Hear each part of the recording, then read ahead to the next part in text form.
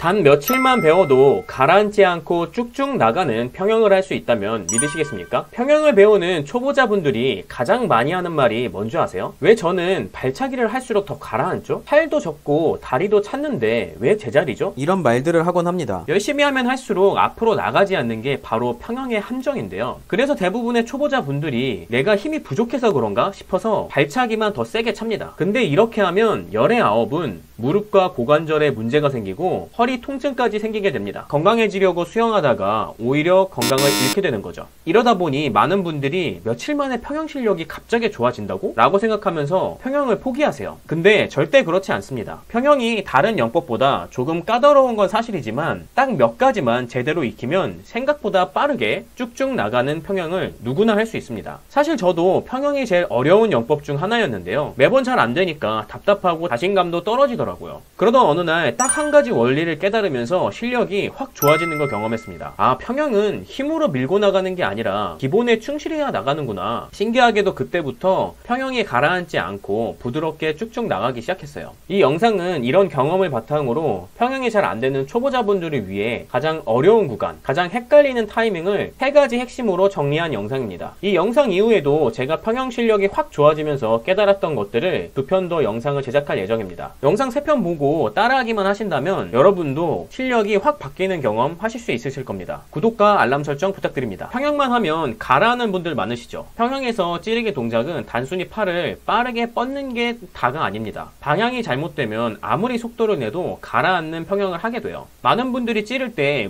무의식적으로 앞쪽이나 수평으로 팔을 뻗는 실수를 하곤 합니다. 이렇게 되면 팔은 앞으로 가는데 몸은 뒤따르지 못해서 무게중심이 위로 솟구치게 됩니다. 그래서 평형 특유의 글라이딩 흐름이 완전히 깨지게 되는 거죠. 평형은 모든 영법 중에서도 무게중심의 변화가 가장 큰 영법입니다. 그래서 찌를 때는 단순히 앞으로 손을 찌르는 게 아니라 몸 전체가 미끄러지듯 나갈 수 있도록 사선 아래 방향으로 몸을 이용해서 찌르는 게 핵심입니다. 여기서 말하는 사선은 30에서 45도 사이를 말하는데요.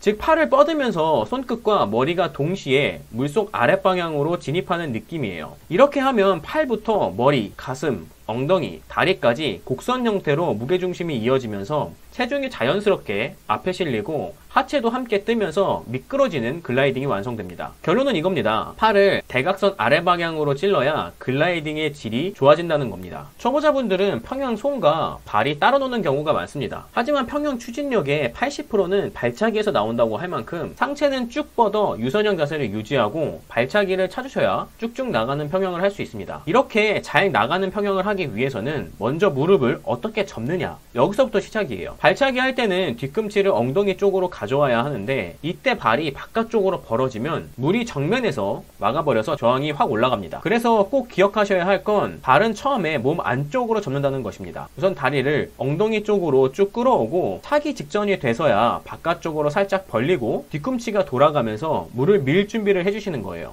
그 다음은 타이밍입니다. 팔이 벌어지면서 고개가 들리고 팔꿈치가 굽고 물을 끌어당기기 시작할 때 이때부터 발이 접히기 시작해요. 그리고 팔이 앞으로 쭉 뻗고 고개가 숙여지는 순간 이때 발로 물을 밀어주는 거예요. 이걸 기억하셔야 돼요. 발이 힘을 낼 때는 팔은 유선형 자세를 만들어줘야 합니다. 그래야 발이 미는 힘이 온전히 몸을 앞으로 보내줄 수 있어요. 그 타이밍이 어긋나면 발차기는 세게 하는데 정작 나가지 않는 상황이 생기게 됩니다.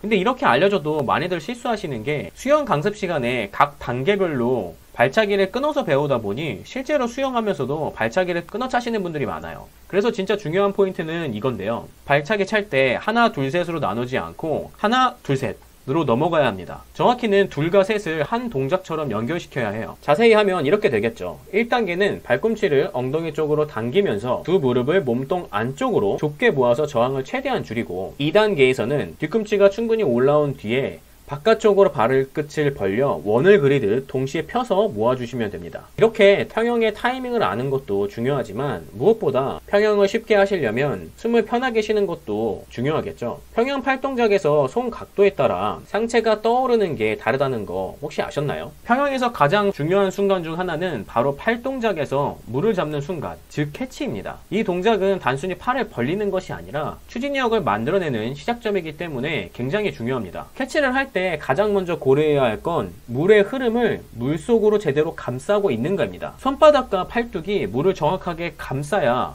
이유 당기는 동작에서 효율적인 추진력을 만들 수 있습니다.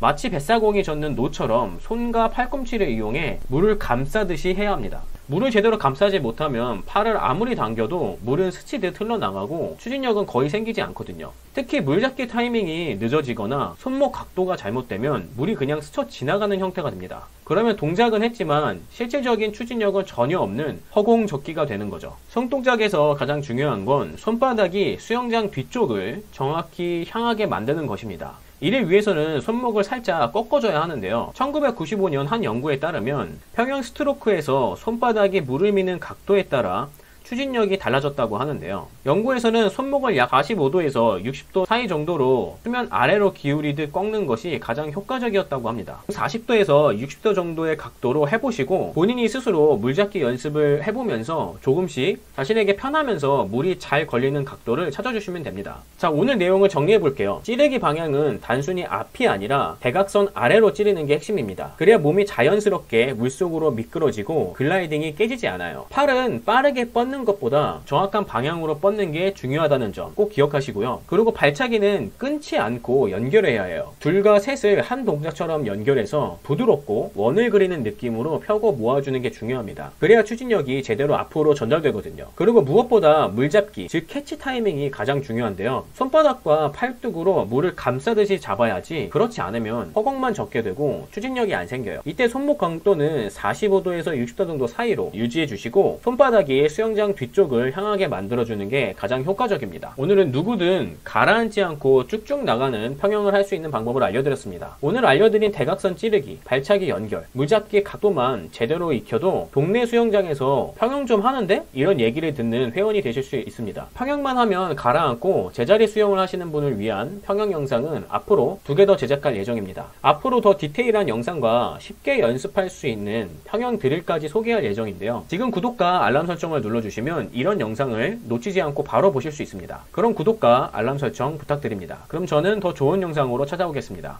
감사합니다.